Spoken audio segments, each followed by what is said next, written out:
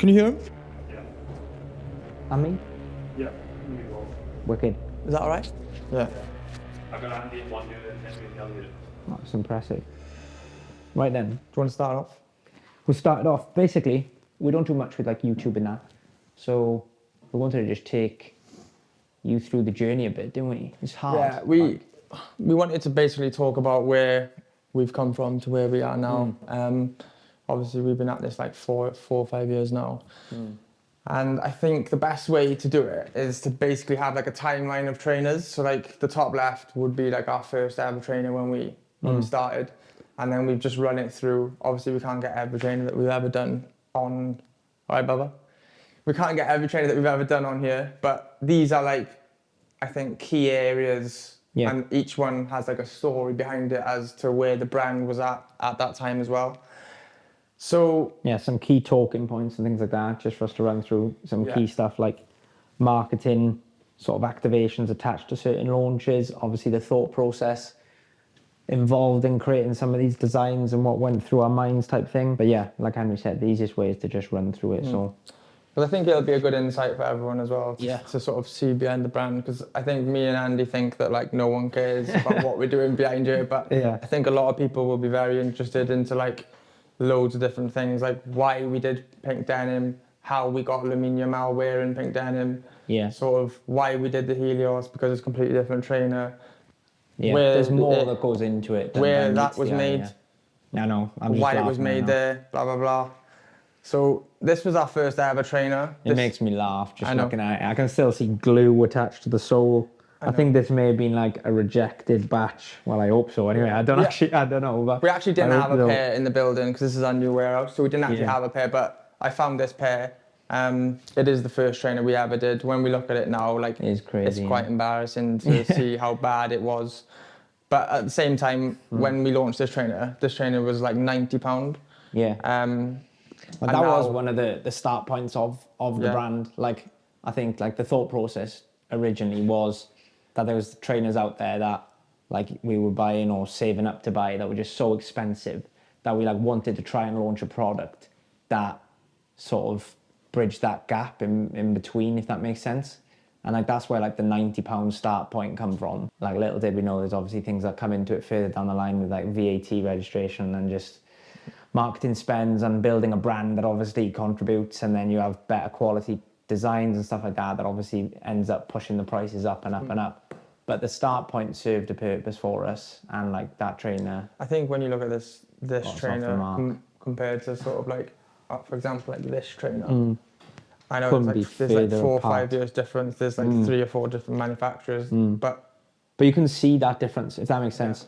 And like that is the thing. I think sometimes when you're like trying to improve product, and obviously like your cost prices go up, so then your retail prices go up. It's like if you can warrant that change and the trainer does reflect that, then that's obviously what's got to happen, and the customer should understand that. I think the biggest problem we had with this trainer and this manufacturer was the quality, wasn't it? Because we went to Turkey because one, we didn't have enough money basically to go low minimum orders. Yeah, to go straight to Portugal because of the minimum orders, and so we needed to start somewhere. So we started in Turkey, and like I remember having like wars with this guy. I think it took us over a year just to explain. Like I think that trainer launched. What was it? August 2021? 21. Yeah, but I think the first time we mentioned the brand, I think, was June 2020 to each other. Like that's when we started thinking about it. It took us over a year to like sort of nestle through manufacturers and get some samples. And then even when we sort of got up and running with a manufacturer in Turkey, it was just hard. Lead times were crazy. There was just random things going on. I remember we asked for a sample of a lace once. I think it took 2 months maybe to get a sample of a lace. Sample of a lace took like 2 months to come. I remember we were waiting on like production, and we'd been waiting ages for it. And I rang him one day and I was like, "What? Where's the Aries production?" And he told me that it was in a truck on the way, but the truck got destroyed. So the The guy was in like Turkey near Syria, so maybe it did. Yeah. But we just couldn't run the business like that. It was just impossible. When you start, we started and we were like just trying to get a design out that we were happy with. We had it in 3 colours. The minimums are low enough, so we were able to sort of meet the requirements financially to like get the brand started. But once you get into like the motion of like the business operating, you can't have like such disruption to the flow, because then you have nothing to talk about on social media. Then no one can buy anything. So it's like we had periods of time in that early stage of the brand where we were out of stock. I think like 1 January, we didn't sell a pair of trainers the whole January. No. But in the November, December, 2 months before it, we had really good performance. So it's like that January like stunted our momentum, and then we had to rebuild from February. So it's like you can't have those supply chain that's issues. the game at that point. It's like if you look at like a graph, you'd be like this with sales. That's what we were doing. Yeah. You don't have the money to have like constant stock. Yeah. So like, you're like a drop brand. Yeah. So yeah, this was our first trainer. We launched it in 3 colours. Important point actually. We launched this in 3 colours. We had black, we had cream, we had grey. Yeah. And I remember we actually sold out of the black and the cream pretty quickly, but the grey was left. And I remember Stephen Gerrard's, remember? Oh yeah. Stephen Gerrard's barber texted me. I didn't text me, I didn't know him to be fair. He messaged me on Instagram and was like, oh, I do Stephen Gerrard's hair. I'll get him a pair of trainers. And I was like, not sure. So I was like, oh, I've got like 50 grey ones in the back that I haven't sold them. Yeah, I'll send you them. So I sent him a pair, and like a week went by, or whatever it was. And then I was like, oh, what happened with that pair to him, remember? So I texted him, and I was like, what's happened with the pair for Gerrard? And he messaged me back saying, check his story with a wink. So I went on Gerrard's story, and he had him on. Remember? I forgot about that. Like that shows like we were like the footballer sort of link is built into all of this in some areas more than others. But to be honest, in my head, it come in further down the line. No. Whereas actually, like I forgot about the Gerrard thing. So Gerrard wore them, and then I think we sold out of the grey then within like a few days. Yeah. So then we were like, wow, like the impact of him wearing them was big, and also.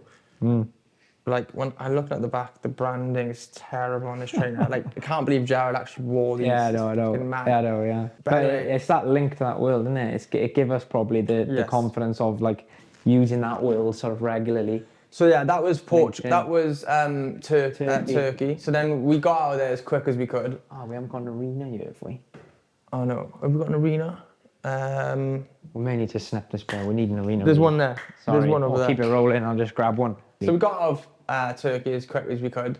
I remember speaking to the manufacturer in Portugal, who I actually messaged before we went to Turkey. And I remember speaking to him, and he was like, oh, you're not big enough, not enough volume, blah, blah, blah, which is why we went to Turkey initially. So then when we actually got to Portugal, he made this trainer, which is called the Arena. We still sell it now. This is actually one of the most recent colorways.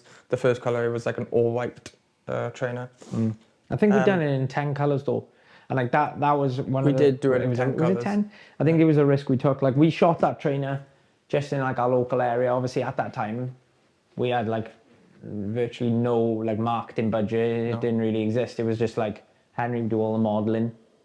I'd take the pictures on the phone for a while, and then I think Ben it was knee down modelling. It wasn't like modelling. It was knee down. Yeah, and we basically run around Swansea trying to shoot these 10 colours. I think it was in May, and we were basically like the idea was we were going to try and make it look a bit like higher end than we were. So it was like we were shooting it on like basketball courts, hanging from like basketball hoops on a running track, and in our heads we were like, well, even though our customer will know that you wouldn't wear this to run in.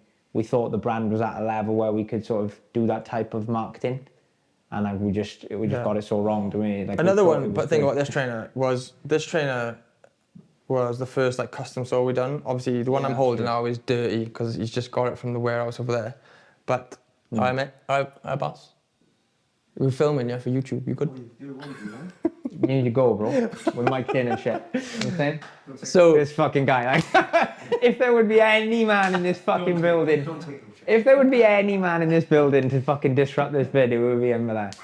we're trying to do a serious YouTube video. Yeah, and no, Andy's yeah. brother, who's Yeah. working for us today in the warehouse, just come in and said, "What are you doing? What are you doing here?" So, in the middle of a fucking So conversation. this was the camera first. pointing at us. This is the first like custom sole we did. This is obviously dirty. You can't really see it, but we've got numerous across the bottom. And to be honest, I thought like at the time this was like really high end for where we were at as a buzzing with brand. it. So Like a lot of thought and time did Yeah. go into the colorways. It wasn't in terms of like the design and the colorways and the way like the pictures were shot and that. I think we did do like a good job. Like we were really like excited about the launch, and we thought like we've got 10 colors here. Like this is going to be the turning point of the brand, moving in from this like sort of startup phase we thought that we'd get here, and then just sort of really get moving, and we were just wrong. And it was probably the first time since like the start of the brand that there was the real like sort of standstill moment where you're like, what do we do now? it was the first like sort of setback we had. Yeah. Because up to then, everything that we like touched turned to gold really. Yeah. Because we sold out of that first trainer every drop. So this was the first one. Bit of a lesson, probably not to launch 10 colorways at once, because it's all well and good saying like, oh, let's launch 10 colorways. Like we'll blitz Hit the the ground website, running blah type blah thing, blah. yeah, But yeah. you've got to think about like actually picturing 10 colorways, giving How each to market colorway it, yeah. enough sort Yeah. of exposure. Attention. Because Yeah, what yeah. happens is when you launch like 10 colorways, you'll take more pictures and give more attention to the ones that you think are good, and then the other ones Yeah, they get it is lost. hard. So yeah, this was Arena. We still sell it now. Not as much as some of the others, but yeah, it's still going, Still and part of it's the brand, isn't it's it? a good it's a really solid trainer, to be fair. Yeah, agreed. And then next up is probably the best of the bunch, really, isn't it, in terms of performance? Yes. I think this trainer changed the game for us, in fairness. I think in slightly different ways, like as we'll explain going forward. But this was probably the first trainer that we done where it sort of picked up speed really quickly, didn't it? Yeah. Like it went down really well. Like even though these did, I think with there this was a different with this type trainer, of momentum. we you know what I basically mean? did the opposite to what we did with the launch of Arena. Yeah, Remember? yeah. And Instead of we- 10 colours, we launched it instead, at one. Yeah, So remember, we launched one colorway, and then we did give it all the attention it needed. like a Then the campaign, a didn't we? campaign with like an artist. So the idea was to have like an artist draw this trainer and talk about the detail of the trainer as he's drawing it, but we wanted it to be in French because we named it the Atelier. Yeah. So we got an artist from London. Do you remember his name?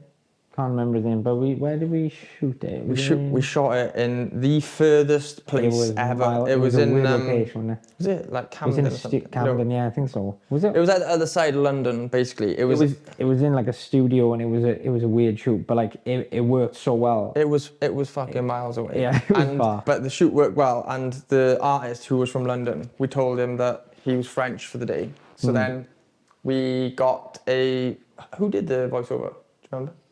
I I think we went on like Fiverr or something. Yeah, and paid we someone. we Yeah, we scripted out what we What we wanted were saying, written, and then on Fiverr we got the guy to say it in French, and then we put the text over the vid.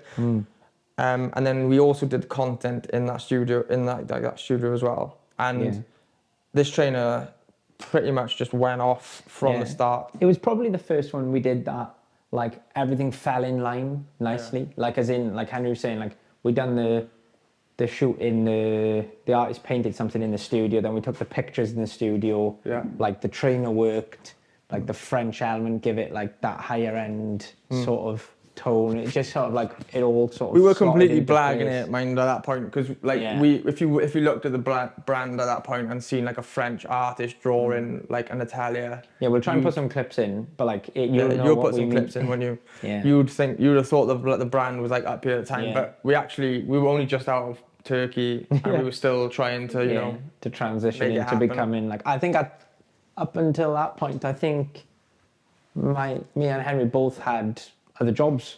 Not far off, I'd say. This was like we were working in the nights just before that level, maybe. To be fair, That was to like Arena. November, so that was like Black Friday would have been the end of that month. So that was like the exact time. Yeah, I think maybe just before we were just about on full time, is it? Yeah, we would have been, yeah.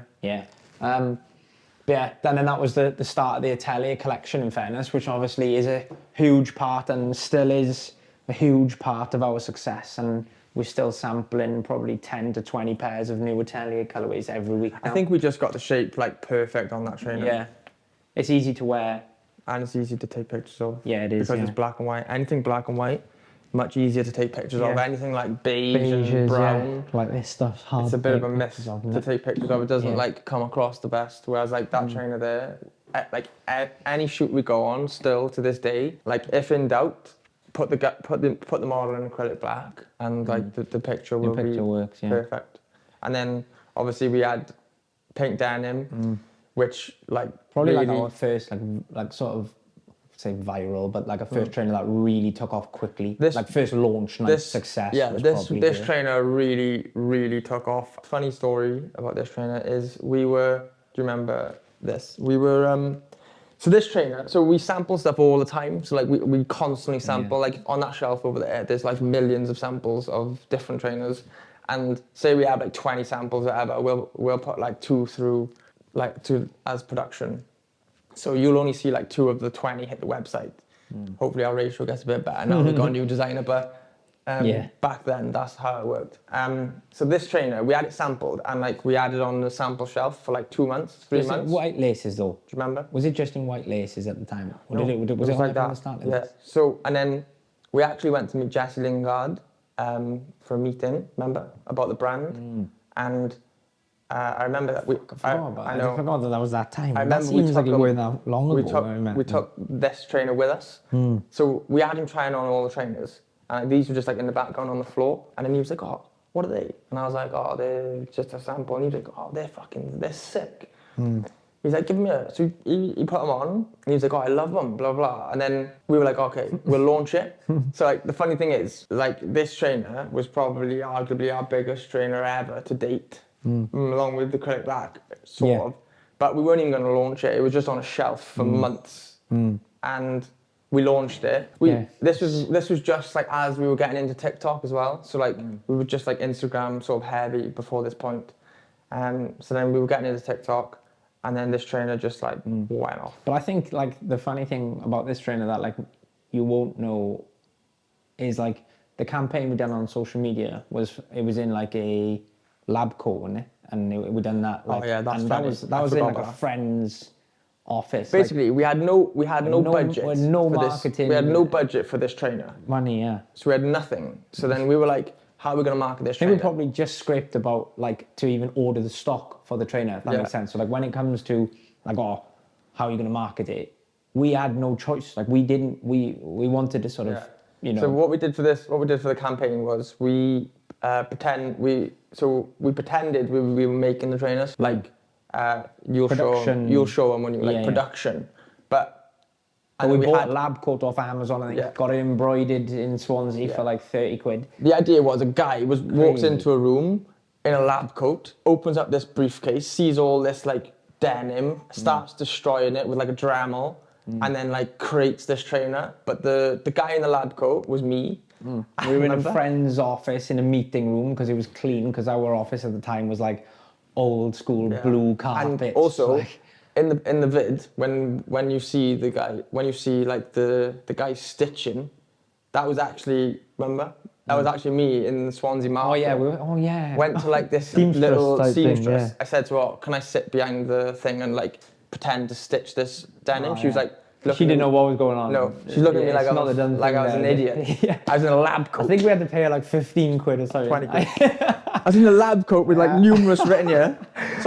So I'm like, I don't know if you'll get footage of this, Jack. You probably can and show everyone. The scenes, yeah. But so I just sat behind the thing. I think, did Ben film it? Yeah, I think Ben filmed it. Ben, who's still with us now, a photographer, he filmed it. And then we just like whacked this video together that cost us like 30 quid to make. On launch night. I think, I was just trying to think of that now. I can't remember the exact numbers, but I remember. It was one of them nights that like any like sort of brand owner will know. Like it's like the launch, like the Shopify, like the phone was just like went off, and then within a minute it stopped, and I was like, what's happened. Like, everything was gone. And then everything was gone. It wasn't even like, sometimes you have like successful launches throughout the journey, but you kind of like sell a lot of pairs, but you still got like 10s and 11s left. This was like, every pair went under a minute. I remember sitting. It was 30 seconds. I couldn't believe it. And I was like, what's just happened? Like, that trainer's just gone completely sort of like viral or whatever. And it was probably the first point of the brand that we were like, we've sort of got something bigger than we think to be able to sell out. I can't remember. I think it may have been 500 odd pairs at that time, which at the time was a lot. Or was it 300? Something like that. I think it was less. I think it was like 250. Was it? Yeah. And in 30 odd seconds to sell every pair, we were thinking, what's going on? I don't think we knew it was going to be like that. We never even dreamt of sort of having that type of success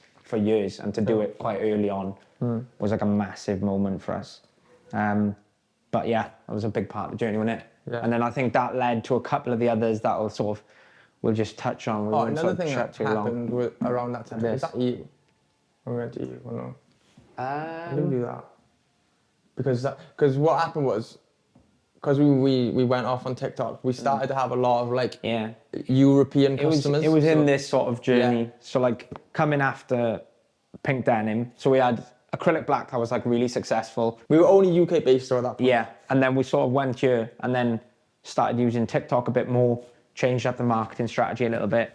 And next thing, we started to sell a lot in Europe. We were trying to sort out we were selling loads. All about fulfillment. It was like we were selling loads in Europe at this point. And obviously we weren't set up to sell in Europe. So like we were paying like customs and everything else, and it was a nightmare for us because we were only like UK based at this point. Yeah. But because of the different type of like trainer it is, and it's very like out there. Yeah. It's more for sort of like the German, Austrian type people. Because like the UK sort of clientele, they're a bit more safe safer, with what they wear. Whereas like the European boys, they like the distressed, they like different laces. So like the braver stuff, don't they? We really like started to crack that European market. And that's become a huge part of the brand. Like even still to today, we're selling probably 70% of our orders are in Europe. So we have like a warehouse here. Obviously, this is our office, this is our base, but most of our stock is in Europe.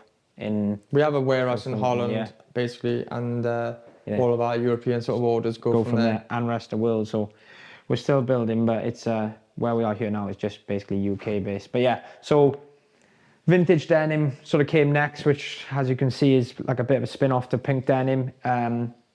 Lighter, sort of a bit more of a summer colorway, I guess.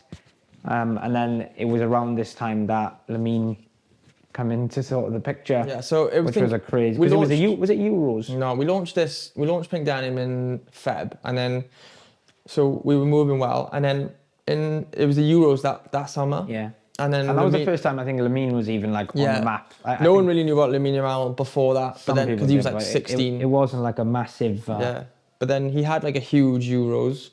Yeah. And scored in the final, I think, or something like that. Yeah. And then it was literally, I couldn't have even like written the timing better. I think the timing felt like it was like in between the semi-final and the final or something. No, it was 2 days after the final, I think. Was it that the videos were leaked of him basically wearing both? So basically, of these, what happened was, remember I was playing football. I came in, I looked at my phone. Someone was like, Lamine Yamal's wearing vintage denim, and I was like, there's no way, because. To be fair, at that point we used to send out to footballers. So like if there's footballers around, we'd send them trainers like for free and see if we can spot them or get pictures of them. But I was like, there's no way, because I've never sent them trainers, and I don't know how. Didn't even like I didn't know who's footballer better than me. But a week before I seen that video, I probably didn't even know who he was. Yeah. Until I seen him in the Euros type thing. So it was at around that time. He was huge because they just won the Euros. Just about hit the ground. He was like player of the tournament. He was at Barca. Like. To be honest, at that time, we couldn't have asked for anyone more relevant to wear the trainer. Yeah. Like you could have said, at that time, arguably he's probably better than Beckham for us to wear the trainer because he was so relevant. Yeah. So then I seen this picture and I was like, how has he got him? So I had no idea how he had him. And then a personal shopper messaged me and was like, did you see Lamine in the trainers? And I said, yeah. He said, I bought them for him like two months ago. So he'd had the trainers for like 2 months. The timing. And we had no idea. We had no idea he'd bought them. And then what happened then was he was seen in pink denim like not long after that. So he'd worn vintage. Then he wore pink, and then videos for us on like Instagram, on like TikTok started to pop. Absolutely. Because he was everywhere then. Yeah. Like as in, like any vid that he was on TikTok was going viral, and it was that period, and we started posting him obviously wearing our trainers. Those vids started to get some mad traction. This was August 24. Yeah. August 24. Yeah. And we literally blew up overnight. Yeah. It was like I think orders probably. It was like tenfold. Not far off, like 10x on orders. Yeah. So obviously the European market was obviously quite strong for us, as Henry touched on before this point, or in between these points, when Lamine was spotted wearing them. The European market just went absolutely nuts. Yeah, we were trying to get the fulfillment died out. I think I went on a plane to Netherlands to try and get a warehouse sorted ASAP. Yeah, because I don't think we didn't have a warehouse before that point, did we? No, we didn't have a warehouse, and I think I can't remember the exact rules, but because of Brexit, we were paying customs and duties. Yeah, we were still in UK at that point, so then we were having all these orders from like all over the world, outside of the UK, and then we were having like the customer was having to pay customs, and then they were like furious because they were paying. I think we got stung as well, like during that journey at some point. I remember we were like having all these orders coming in, absolutely buzzing with them, and then all of a sudden, I think we were stuck with like a 400k bill from like FedEx or something, and we were like, wow, we've done all that work, and we've basically got to give all the money. Yeah, I remember. Like, it's like a lesson for us, like. So and then at that point, then we tried to get fulfillment like out in Europe, out in Holland, because obviously there's no customs, and it's much easier and cheaper for us to send stuff from there to other countries.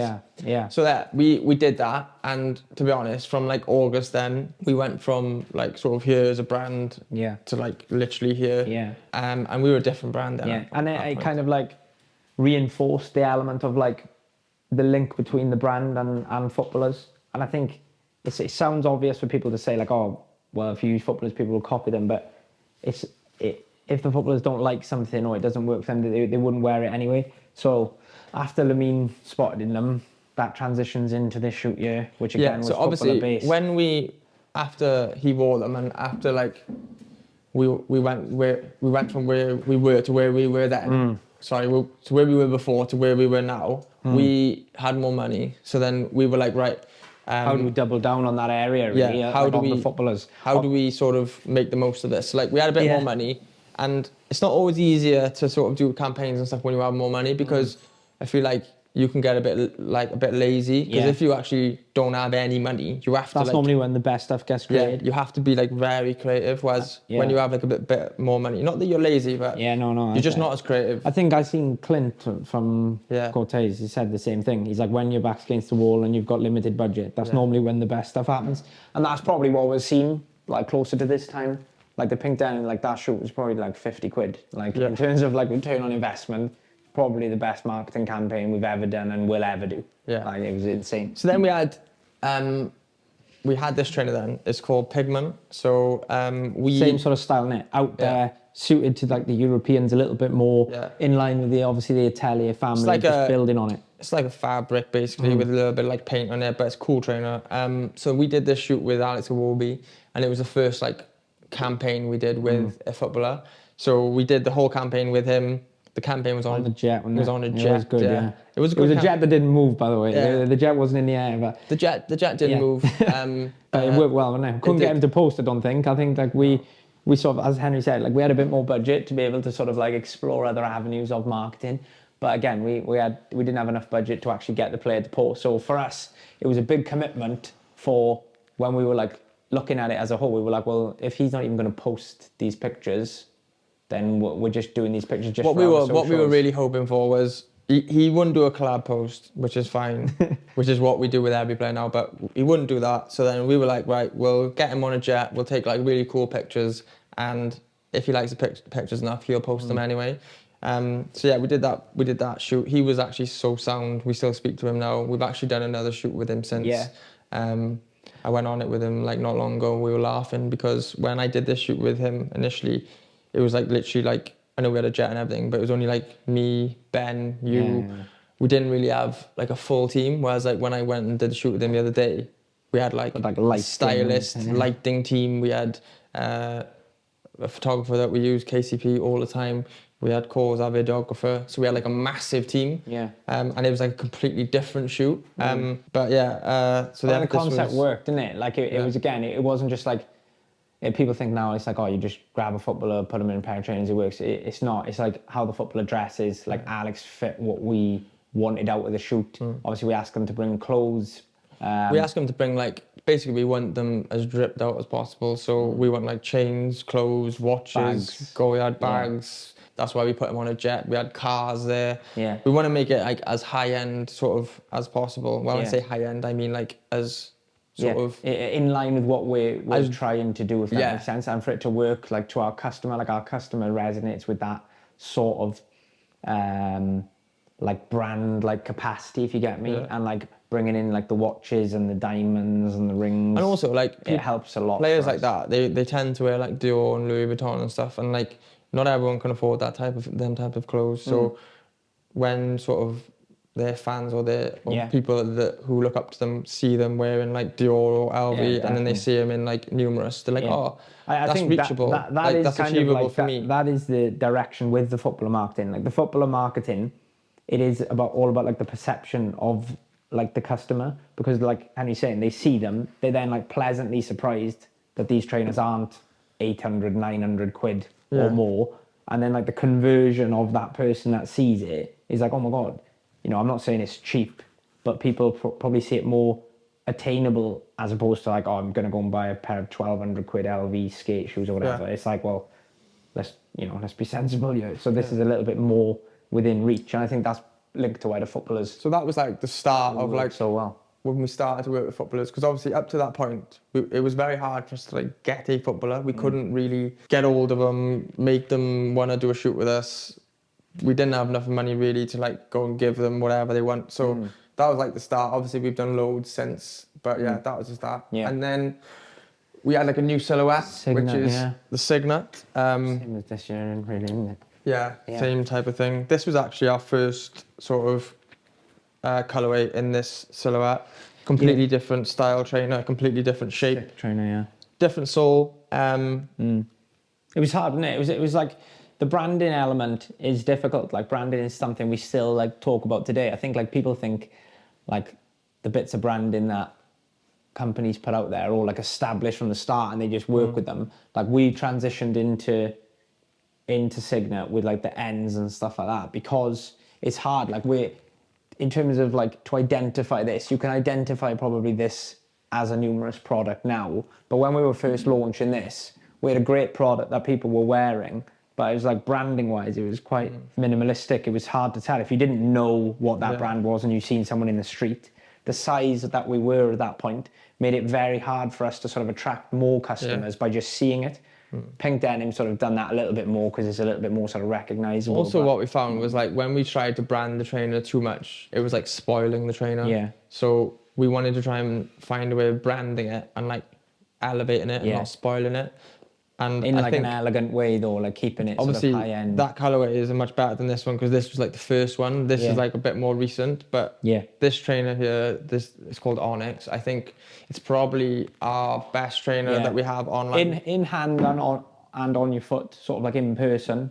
I reckon this is probably the best trainer we have. Like the materials that are used, the gummy. We put gummy on the ice day here. We put gummy on the back. Gummy's like it's like a leather, but it feels like quite premium and high end. And then we've got Nubuck down the side, branded all the side with our sort of embroidery, with our ends. And I just think like... It's hard to tell sometimes from a picture. And that's like with like some of the stores we're in now. Like they're talking to us quite a bit about Signet and how like this trainer gets a good response when people pick it up. When he says stores, he means like flannels and Selfridges and all that. Yeah, flannels, Selfridges, Harvey Nichols, like... People respond well to seeing this trainer on the shelf, and then they pick it up, and then when it's in their hand, then it's an easy win sort of thing. I think with this trainer, we tried to like, after Pink Denim, we realised that people wanted something different, which is obviously, we started talking about Dare to be Different around that time. Yeah. That was like our slogan for Pink Denim because we were sort of like daring people to be different and be out there and not follow the crowd. So when we did create this silhouette, we wanted it to be a bit different, but still look a little bit like Acrylic Black at the same time, like not so out there. So we did do this sort of, this one's got a different lace, but we did do this fluffy lace, and like I did like it at the time, but since then we've like elevated it. But it does get a lot like very dirty, and it's not like the easiest lace to wear at that time. But we basically enhanced the lace. This is like mohair lace, a little bit sort of cleaner. Yeah, it's cleaner. It's not as like sort of, it's not as out there. It makes it easier for the trainer. What I'm saying is we try to continue to be like a little bit out there and a little bit like different to everyone else type thing. I know there are a lot of brands right now who are doing this lace, but at the time there wasn't that many brands doing this lace. So yeah, we were trying to be trying to do something that sort of fits everyone. That the pink denim, to be honest, doesn't, because it's an out there trainer, but also like is different to everyone else. I think like that, we'll probably get onto it. Maybe it's a bit easier, but that sort of leads us on to like this next silhouette that we done, which was Chateau. This trainer, like the idea behind it was something a bit cleaner, something a bit easier to wear, something like not as brave. I know it may not look like that now when it's in my hand, but yeah, it was something that wasn't as brave type thing. And like the marketing campaign behind this, we wanted to try and do something a bit different, where it was like, we're going to make it a mega high-end campaign, make it a bit abstract, if that makes sense. So I think we rented like an old sort of like Tudor-ish time house. We rented like an old like mansion basically. Yeah. And the idea was like we had like 2 models there. Jack, you'll show him this as well. We had like 2 models there. One of them was like Chinese, looked like he should be in like a Gucci campaign. In, like suits and long coats. We dressed them in suits that I bought from like Zara. Yeah. One was like a twill suit. One was like a black suit with like long trench coats. And when I think about it now, I'm thinking like, why did we do that? Because it was completely different to like what was brought a success across this journey. But like we wanted to try and chop it up. We wanted to try and get that sort of higher end marketing out there, thinking that people would like see through the sort of high end nature of what like the model was wearing. Like it doesn't matter that they're wearing a suit. I'll wear it with what I'm going out with on Saturday. And actually, we couldn't have been more wrong. And it was probably at that launch, probably one of the worst launches we've had. It was one of the worst launches we've had. And a waste of marketing as well, because it wasn't, you know, gone the days of like these 50 odd quid campaigns. And like, this was like, you know, I'm not saying, I can't remember. I don't think it was like, it wasn't sort of thousands and thousands, but it was probably not far off 10 grand in total. You know, we had like, we had a mansion, we had 2 models who were like £1,000 each. Yeah. We had Defender that we had to rent. Team, we had lighting team, videographer. So yeah, it certainly wasn't a cheap campaign. Do you know what I mean? That's what we were talking about earlier. Like if we didn't have sort of the funds at that time, we would have had to be a little bit more creative. I'm not saying like what we did was sort of wrong, but we just like we got it wrong. We probably got it wrong as well though in terms of the design. Like it's a difficult one because you can have an unbelievable marketing campaign. Like you got the pink denim campaign. If you'd done it for this, it just wouldn't have worked. Does that make sense? They've got to kind of come hand in hand. And this one was probably, other than the arena launch, which we found difficult, but we were much smaller there. In this transition period of like growth, getting to this point, I think it was Jan or Feb 24, 25? It was the winter, Yeah. That was the first, we expected big things and it just completely flopped. Like it was probably one of the worst launches we've had. So that was a bit of a lesson there and there. And then I think that woke us up a bit and was like, got to stay in your lane. This trainer though, we tried to obviously be different still with this buckle that's on the front, which I actually really like. I think it's cool. But we really struggled with like the laces on this trainer because I remember we couldn't really find anything that we really liked because we'd gone from like Acrylic Black and then pink, we'd gone fluffy. And when you put like a fluffy trainer and a fluffy lace in a trainer, it like makes the trainer look chunky and like filled out, which always makes the trainer look better. So but I didn't want to put a fluffy lace in this as well. We wanted it to look clean and like a bit smarter, and it just wasn't really. I didn't want to put a fluffy lace in this as well as the onyx and that. So we went with this lace, and I'm not saying it would have worked. We put a different lace in, but I just think overall the trainer didn't really work. Yeah. But I think we could try this. It is a balance. It's a balance, and like I know we probably sound like we're completely winging it here, but we probably are in some ways. Like with marketing and like the designs coming hand in hand. there's always like the what ifs, and like if we made that trainer a little bit more out there, and the shoot was not people in suits, instead it was people in sort of oversized hoodies and baggier bottoms, for example, would the trainer have worked? Like, we don't know, but probably not, in all honesty. Like, it's too far away from what Saying tends that, to work. we say it didn't work. But then the other day, I was one of our photographers that we use sent me he was in like James Madison's golf day. Yeah. So he was like taking These pics. things blow my mind. Like, this trainer, I don't think we've hardly sold a pair since about March. It's not been on our website for ages because the trainer didn't work. And then he sent me a picture of James Madison, and he had the black pair on. And I was thinking, fucking hell. Of all these, like... He can wear whatever trainer he wants in the world, and he's wearing the black Chateau. But, and then he was spotted the other day, and we haven't got that trainer here, but we'll get on to it. It was one of the Athena collection. He was spotted wearing one of them, and I thought, that's not even the most popular Athena. It's this one. Yeah, Twilight. Twilight, It's cool trainer. It is cool trainer. Still online if you want to buy it. Yeah, yeah, no, you can still buy it, but it's probably not one of the most popular we've got.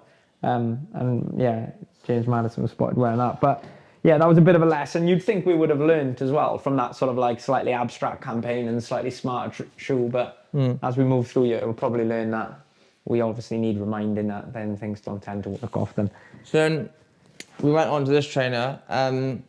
Still part of the Signet collection. Signet collection. We launched it. Colorway. We launched it Almond. in brown and in like a sage green. Pistachio, yeah.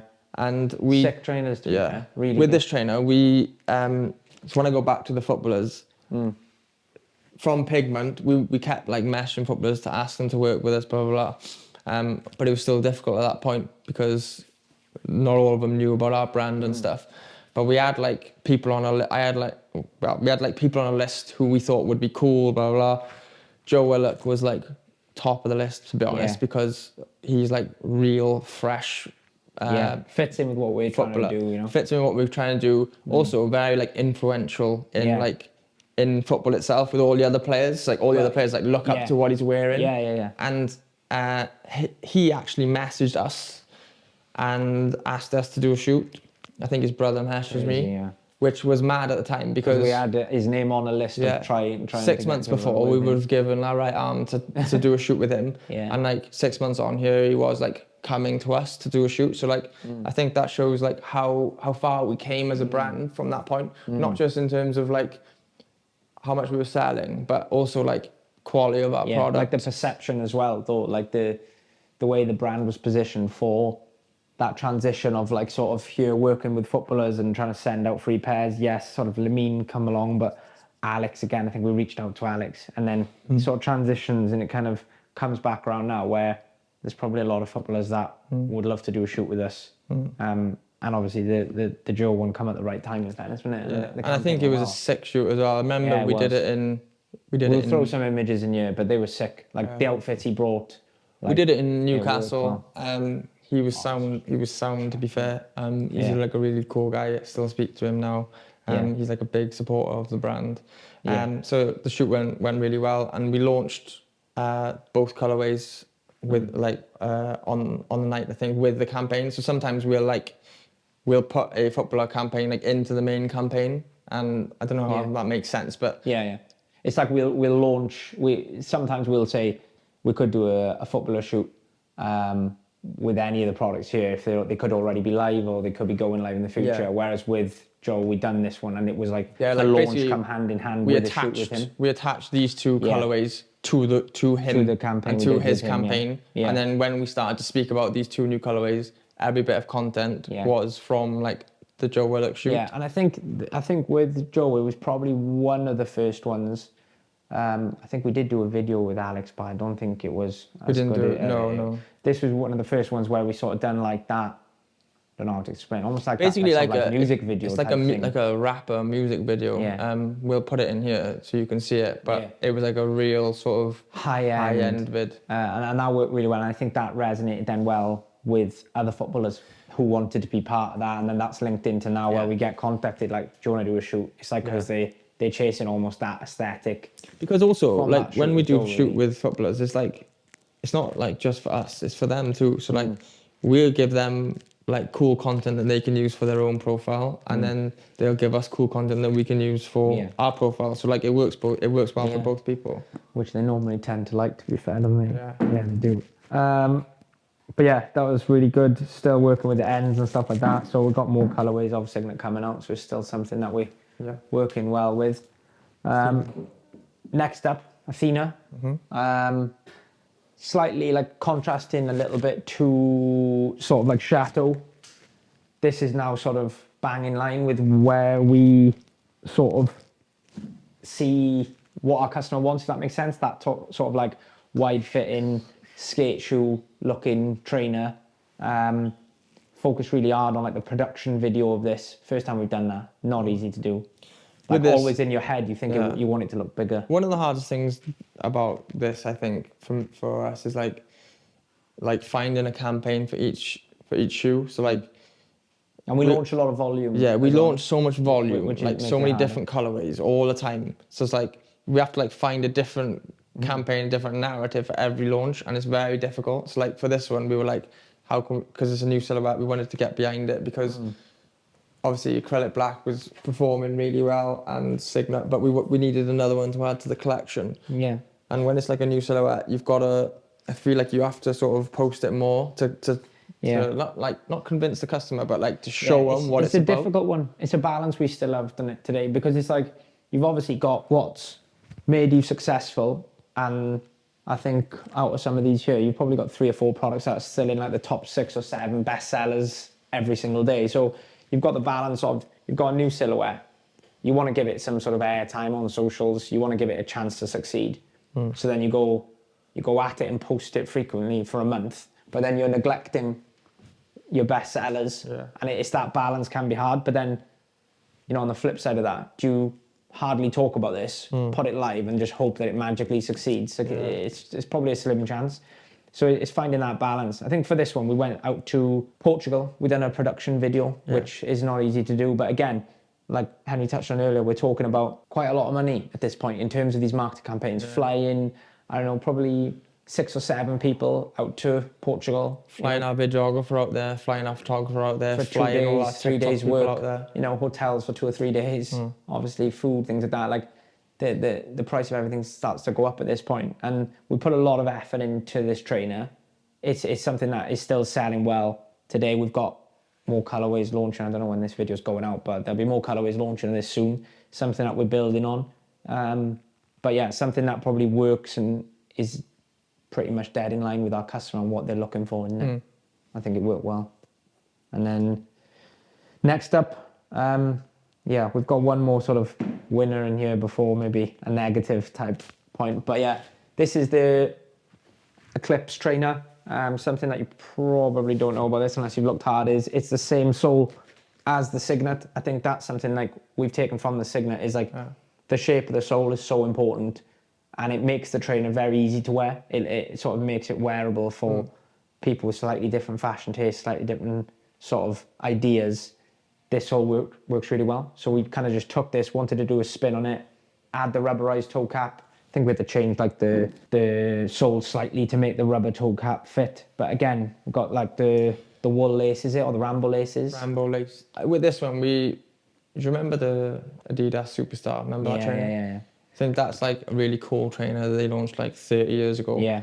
And wanted to do something like similar, but like toe cap. Do it like especially our after own. The success of a toe cap with the Talier, really, isn't it? Yeah, we wanted to do it our own way, really, and like modernize it a little bit. So we put the rubber toe cap on it, put it on a Signet sole, kept the pattern quite plain, to be honest. At this point, like now we've got a designer in who designs like most of our trainers, but at this point we still didn't have like a head designer. Like it was basically us designing the shoes with Ben. You more so than me, yeah. So Ben actually drew the side panel because we couldn't get the side panel right for this trainer. Like we kept putting different things on it and it didn't really work.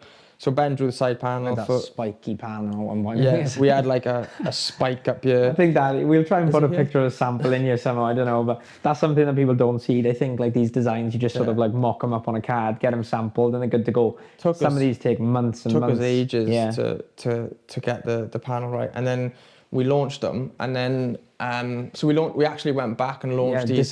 This was the 10 colour thing. That's what I was going to say earlier. We were a little bit scarred with like the 10 colour idea here in terms of like hit the ground running, big collection, loads of colourways. With Eclipse, we were like, the trainer's so strong. We'd sampled so many colourways and the idea was initially we were going to sample, say, I can't remember, like 15 colourways, and we were going to pick maybe our favourite 2 or 3 to go live. But there was like 10 of them, I think, or 9 of them that were like unbelievable. And we were like, which ones do we pick up here? We couldn't really pick. So we were like, we kind of forgot that Arena didn't work in 10 colours. And we launched all 10. And it was like the opposite, wasn't it? It just went off with all of them. It was the opposite. Like I think we sold out of every colour that we did, which was mad. Insane. So that went really well. And then when production actually turned up for this, remember? With the heel. Yeah, we had a problem with the heel. So like I don't know how many pairs we had, but so it was like just before we were putting them on sale, and then I think the 10s and 11s had a problem with the heel, so the heel like wasn't centered. So we had this like launch that was like next week, and production had turned up, and half of the trainers weren't eligible really or fit to go out. So that's another thing that like even sort of to this day that sometimes we're trying to improve on. But sometimes things are like out of your control. Doesn't really matter what level you get to, you're always going to have problems. I think that's something we actually didn't touch on. Like, we're probably going to have to mention in and amongst like the crazy growth period with like pink denim, vintage denim, Lamine, sort of like back end of last year, it was like into like August time last year. So like the brand was blowing up literally. Like we were, like we touched on earlier, we were like 10x sort of order volume. I think we sort of got on it, ordered a load of stock early doors, were promised like time frames that were probably difficult to meet in fairness to manufacturers, but we were promised time frames that we didn't end up being able to meet. The momentum was there, the web traffic was there, and we were like, well, what do we do here? Like, do we mark everything as sold out, or do we have everything in stock? And like we'll push people away and say like, look, there's stuff coming, you can have a 10% refund, like it'll be 3 weeks. I think at one point last September, I think we probably did push it a bit too far, but we had at least 6,000 orders in the system that we had no stock to go. Obviously we had like acrylic black and stuff like that, but there were certain styles that we were selling that we were out of stock of. We had 6,000 customers waiting. The Trustpilot just got like broken. But it's something like you can't like stop, like as a brand who's going through the motions trying to grow, it's like, it's very easy to go, oh, well, you just mark them as out of stock. Like, why would you do that to your customer? But it's like, you're trying to grow a business, you're trying to grow a brand, you're trying to get pairs on people's feet so that the brand grows from word of mouth as well. And it's not as if like we, obviously the stock was coming, we'd ordered it, but we kept getting delayed with the manufacturer. Yeah, they kept pushing us back a week and a week. So we were promising, So they kept pushing us back like 1 week, 2 weeks, 3 weeks, and then obviously our customers waiting longer and longer. So obviously they were going to get the trainers, but we were just getting pushed back. I think originally the wait was like 2 or 3 weeks, which we were like we were contacting customers saying like it's going to be 2 or 3 weeks, and they were like, okay, it's fine. They were fine. And then next thing, 2 or 3 weeks turned into like 6 or 7 weeks for some customers, depending on when they ordered. Because we were getting pushed back from our own manufacturer. And at that point, then there was some sort of bad press like flying around. Because I'd say at the time, obviously, as well, we had the team, the same team as before. So like, say we were doing like, I don't know, whatever it is, like 50 orders a day. We had a team to do like 50 orders a day. So like customer service, marketing. I think we had like 1 or 2 people on customer service. I think 1 at one point. I think we had 1 person on customer service, and I think we were having 5,000 messages a day. Yeah.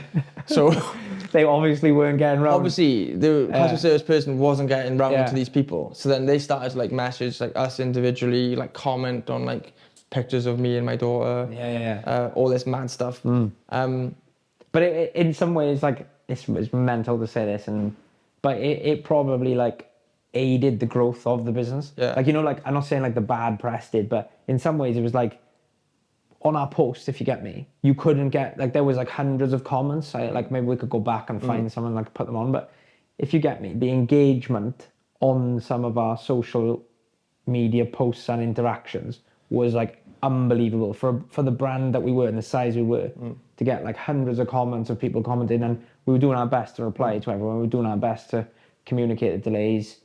And I think we got crazy period. We got up to date with all our orders and everything by, so when was it?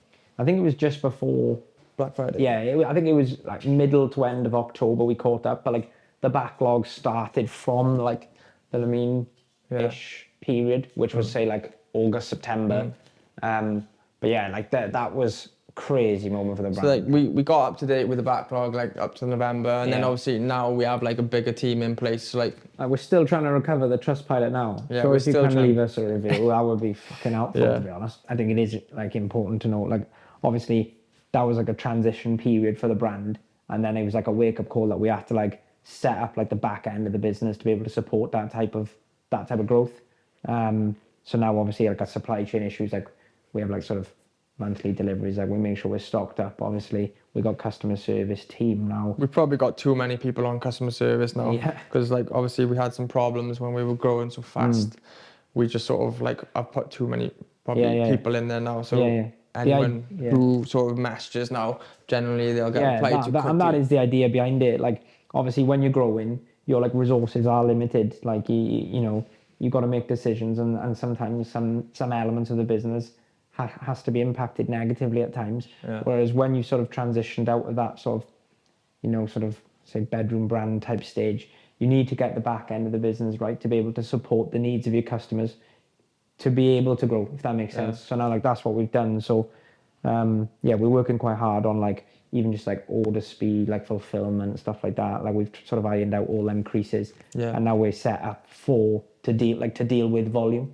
And like that, like obviously this video is going out, I know we just mentioned it now about Black Friday, but this video is going out just before Black Friday. Like we are well equipped to cope with that demand. And like it no longer becomes a period for us where it's like, where we're sort of worried, are we going to keep up with orders? Are we going to do this?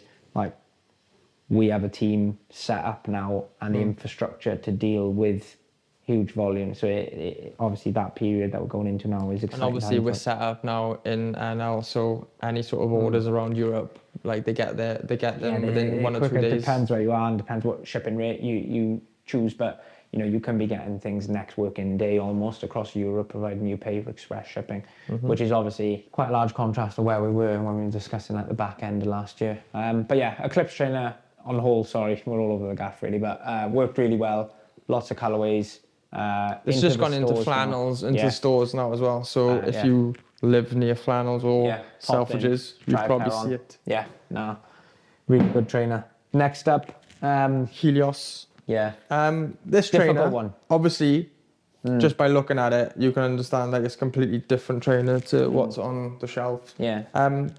The idea around this trainer was to do something like a little bit different, and like basically sort of go away from chunky a little bit. Pick up like a slightly different customer with like a slightly different fashion taste. And try and give it's hard. And try and sort of give our customer more options really. Yeah. Because like the older person generally would probably wear this trainer, like I'm not saying my dad, but my dad wouldn't wear pigment. No, but also someone with a slightly different fashion taste, someone with that slightly sort of smarter-ish fashion taste. So if this trainer sort of comes into their sort of scope, but it's hard because it's obviously easy when you're looking back and you go like, oh, it didn't work so well, and you go like, oh, well, of course it didn't. It's not really in line with what has worked. But it's like, as someone that's trying to grow, in terms of like a business that's trying to grow, it's like, do you shut off them other avenues and go like, oh, well, that's not us, so we don't do that. Just carry on what we're doing. Or do we go, well, can we access that market? Can we get that type of sort of fashion taste person buying our trainers as part of our brand, part of our community? So it's easy now looking back, going, oh, well, it didn't work. Yeah, you shouldn't have done it. But it's like, as we're still trying to sort of deal with that decision making of growing, I guess. And this one, just didn't work, did it? Campaign? Well, we did a campaign for this, and we went like quite high end with the campaign. So we had like a little bit abstract, back towards a little Chateau bit time. Yeah, it was a little bit. But what we did for this campaign was we flew in like people who get like UGCs, like user generated content, like they're basically creators from around like Europe, Belgium, Germany. We flew them in, and we did like a campaign where they basically talk about this trainer and what they would wear it with and why they would wear it. Quite a cool idea and a cool like concept. Yeah, sick idea. I think really good concept. Yeah. Just probably like easy to say now, but like would work better for like sort of a more inline product, like a vintage. I think overall, just difficult to sort of sell this style trainer to people who buy these style trainers, because they are completely different. Like I wear both. I'd wear that and I'd wear these. But yeah, overall, a bit of a lesson. Yeah, tough one. I think it's like this is almost like a board meeting for us because we're going through it and we're thinking like, well, we've got loads of learning curves. I think the pattern is probably repeating itself a little bit, but it's like I touched on, as a brand that's trying to grow, we have to like test in different areas, and like that's why that is probably a theme throughout. It's like you say, you look at Chateau and you go like, oh well, you just said that didn't work and that was slightly smarter, and then you've done Helios, but it's something that we're going to have to continue to try and work on, is like expanding that. We've also launched a lot of trainers like in between them that have flown really as well, like Eclipse and Athena. So like it's not as if like we're going to try and launch this type of trainer every launch, but I think it's important to keep testing, to keep like trying to give Expanding the customer that. much scope, as much like sort of scope as possible in terms of if they go in to one event, can they go on our website and pick a trainer for that event? If they go into a completely different event, can they go on our website and pick a trainer for that event? So like we're trying to like cater for everyone. No, I think we should continue testing. There's also other trainers in here that we haven't put in, like the Odin boot. Yeah, but then again, that was slightly more linked to what kind of should work. We did like actually didn't, like, do you know what I mean? So like that's pretty much kind of like as out there as it gets in some ways, appealing to that sort of braver fashion taste, and it still didn't work, but yeah, we'll leave that one out of this. And then we had our first women's trainer. So we wanted to do women's for ages. It was just sort of a difficult market to get into.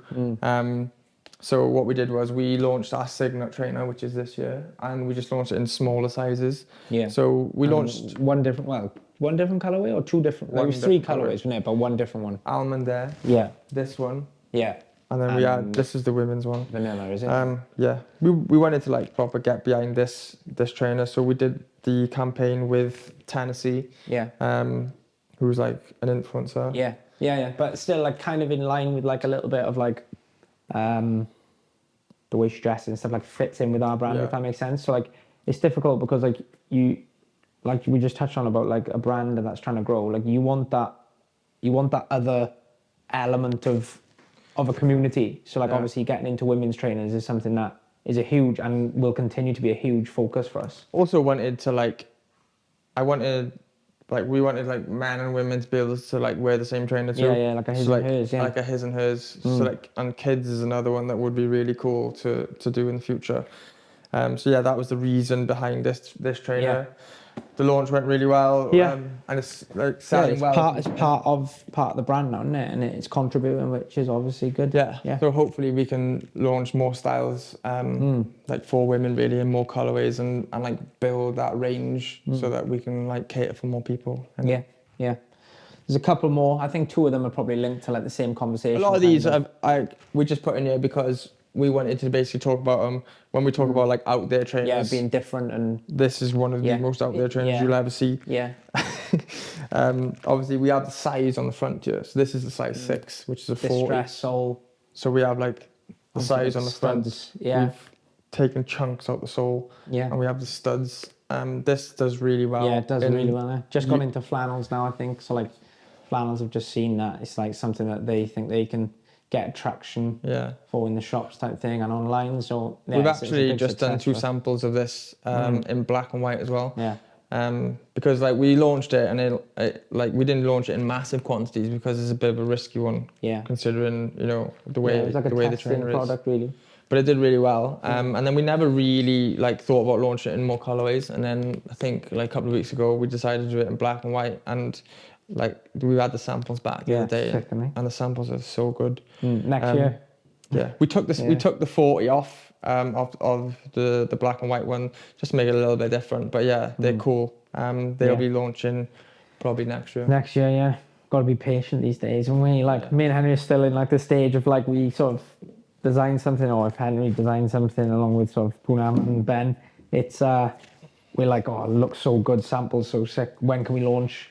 Now we're sort of learning to be a little bit more patient with that, with like slightly more structure in terms of like the seasons, in terms of planning our launches. I think up until sort of winter next year, I think it's like spring, summer, we've pretty much got a load of launches already planned, already penciled in for each month. So it's now like new stuff that we're designing now, like this, like the different colours of diesel. They're slotting in potentially middle to end of next year at this rate. I think before we bought a hair designer in sort of a couple of months ago, and before then we were basically just making what we thought was cool and launching it as soon as we could, as quick as we could, really. Yeah. Which has been that I think like it has got us to where we are. It's important to know like that was a big point of the growth for us. Like the regular launches was a big thing. The momentum we built.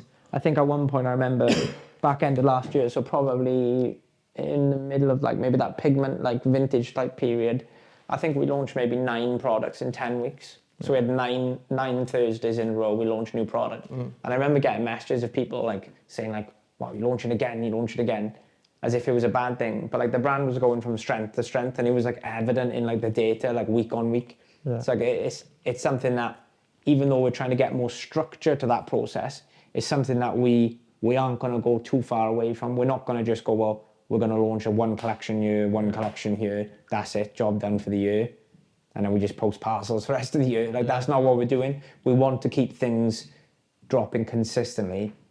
What we do need though is like some structure to that process, as opposed to just going, oh my God, this is sick, launch it next week. We can't do that. Whereas now we're planning what we've launched pretty much up to next September. I think the hardest thing for us, like as owners, is like seeing a sample that we think is a winner and waiting like 6 months to launch it. Because and also when the time is right as well. Yeah. Like, you know, like sometimes it could be like weather dependent. Like we've got like vintage denim here, and like it probably worked out well. It was summerish drop, wasn't it? I think so. No, just after, Yeah, whereas like if we'd sampled this in January, we would have just launched it in January. And we don't, it may have worked, but like it is a strong product, but it also may not have been the right time of year. So it's something that we're sort of like, we're in a position now where the brand has grown to a level where we are able to make them calls back towards this level. Like you don't have the ability to say, oh, well, I'll hold on to that for another year, or I'll hold on to that. You can't. Back over here, because we were like so small, anything that we were making that was going to make us money, I had to go online there and then. Whereas like now, because we're like a little bit bigger, we have better structure, we can sort of like make samples of things and like drop them into the year whenever we want. Obviously, I think what we'll probably do, because we have a new designer who does like all of these plans for every month.